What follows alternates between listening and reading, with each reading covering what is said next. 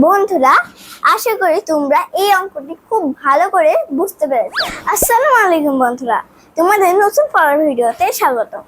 বন্ধুরা, আজকে আমরা চতুর্থ শ্রেণী বিষয় গণিত ৭৯ পৃষ্ঠার ২ নংয়ের ১ নম্বর অঙ্কের সমাধান করব। বন্ধুরা, এটা কিন্তু অত্যন্ত সহজ একটি অঙ্ক, যা পড়তে গেলে কঠিন কিন্তু লিখতে এবং বুঝতে গেলে খুবই সোজা।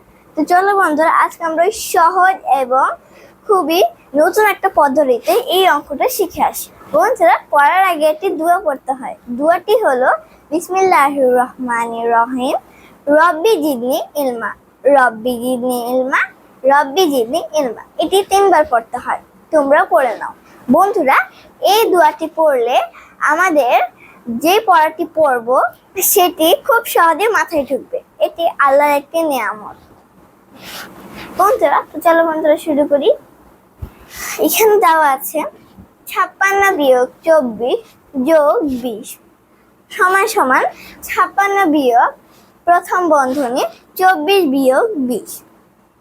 বন্ধুরা, এটা অত্যন্ত সহজ একটি অঙ্ক, তোমরা একবার দেখলে খুব সহজেই পেরে যাবে। বন্ধুরা, মূল্যবান একটি কথা, অত্যন্ত গুরুত্বপূর্ণ একটি কথা হলো এই যে দেখতে পাচ্ছ তোমরা সমান সমান, এই সমান সমানটাই কিন্তু আমাদের গুরুত্বপূর্ণ একটি ধাপ। এই সমান সমানই আমাদের অঙ্কটাকে খুবই সহজ করেছে।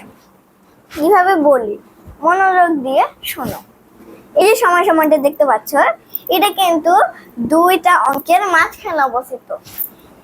এই অঙ্কের যে বাম পাশে আছে, সেই বাম পাশে দেখো আছে ৫৬ বিয়োগ ২৪ যোগ ২০। এই অঙ্কটা হলো একটা আলাদা ধাপ।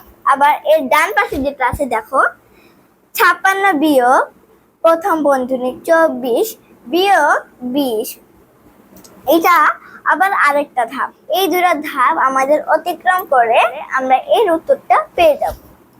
তো যেহেতু বলেছি এখানে দুইটা ভাগ করতে হবে, তাই আমাদের প্রথমে যেটা আছে বাম পাশে, সেটাই আমরা আগে করব। তাহলে আমাদের লিখতে হবে বাম পক্ষ লিখে এই অঙ্কর সমাধান করতে হবে। বাম পক্ষ। বন্ধুরা, লেখার পরপরই আমাদের এই লাইনটুকু লিখে নিতে হবে, মানে ৫৬ বিয়োগ ২৪ যোগ ২০। দেখো বন্ধুরা, আমি কিন্তু এই লাইনটুকু লিখে নিয়েছি। এরপর সমান সমান দিয়ে শুরু হবে আমাদের যাত্রা।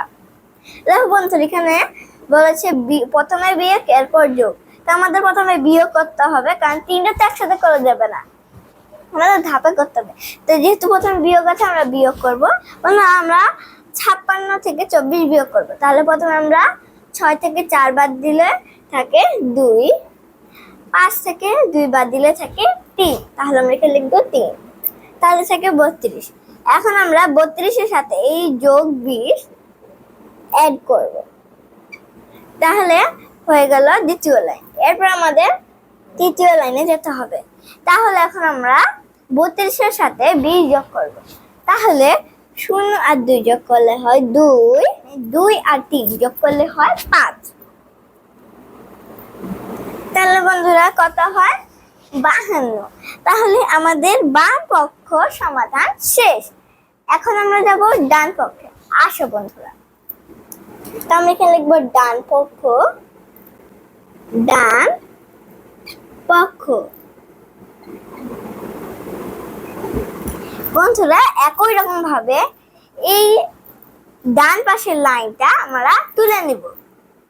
৫৬ বিয়োগ প্রথম বন্ধনী ২৪ বিয়োগ ২০। এরপর এটা তোলার পর আমাদের আবারও শুরু হবে নতুন যাত্রা। তোমাদের এখানে একটি গুরুত্বপূর্ণ ধাপ বলে রাখি।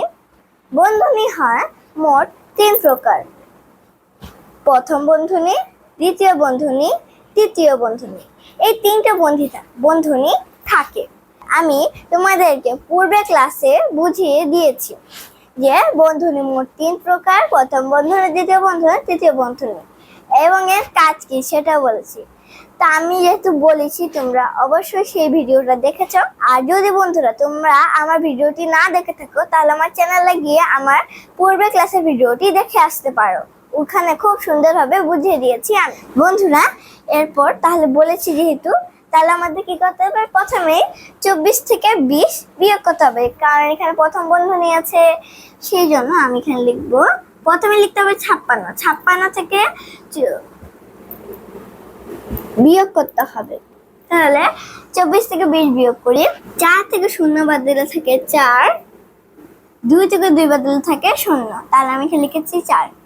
আর বন্ধুরা এখন আমরা তৃতীয় লাইনে যাব। তাহলে এখানে আছে 56 থেকে 4 বিয়োগ করতে হবে। তাহলে আমরা 56 থেকে 4 বিয়োগ করি, 4 থেকে 6 বাদ দিলে থাকে 2, আমরা এখানে লিখবো 2। আর এখানে শুধু 5 আছে, কারণ এখানে আর কোনো সংখ্যা নেই, তাহলে আমি এখানে বসিয়ে দিব 5। তাহলে কত হয়, 52। তাহলে বন্ধুরা এখানেও 52 উত্তর এসেছে, আবার এখানেও 52 উত্তর এসেছে, দুটোই মিলে গিয়েছে। তাহলে কি উত্তরটি সঠিক হয়। 2 নঙে যে ছিল কোন গাণিতিক বাক্যটি সঠিক এবং কোন গাণিতিক বাক্যটি মিথ্যা তা যাচাই করে, তো ওখানে বলছিল মিথ্যা আর কোনটি সঠিক, তাহলে এখানে ছিল সঠিক। তাহলে আমাদের লিখতে হবে বাক্যটি সঠিক। তাই শুরুতে লিখতে হবে আমাদের বাম পক্ষ সমান সমান ডান পক্ষ। বন্ধুরা এখানেই শেষ নয়, এরপর আমরা সুতরাং দিয়ে লিখবো বাক্যটির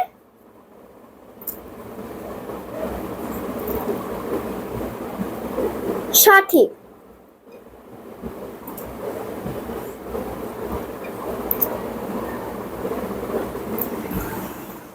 বন্ধুরা আশা করি তোমরা এই অঙ্কটি খুব ভালো করে বুঝতে পেরেছো, আর আমিও খুব মনোযোগ সহকারে তোমাদেরকে অত্যন্ত ভালোভাবে বোঝানোর চেষ্টা করেছি।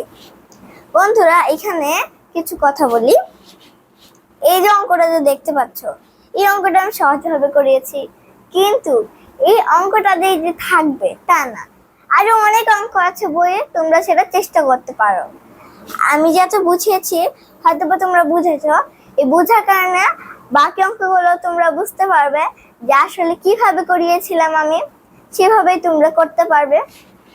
আর এখানে যে 56 আছে, এই 56 জায়গায় কিন্তু এখানে থাকতে পারে 7, বিয়োগ 24-এর জায়গায় থাকতে পারে 30, আবার যোগের জায়গায় থাকতে পারে 25, এরকম ভাবে সমান সমান থাকতে পারে। এখানে থাকবে হলো 7, আবার বিয়োগ এইভাবে করে থাকতে পারে। এই জন্য আমাদের খুব মনোযোগ সহকারে দেখে দেখে বুঝে বুঝে অঙ্ক করতে হয়। যেমনটা আমি তোমাদেরকে বুঝিয়েছি, বাক্যটি সঠিক হয়েছে।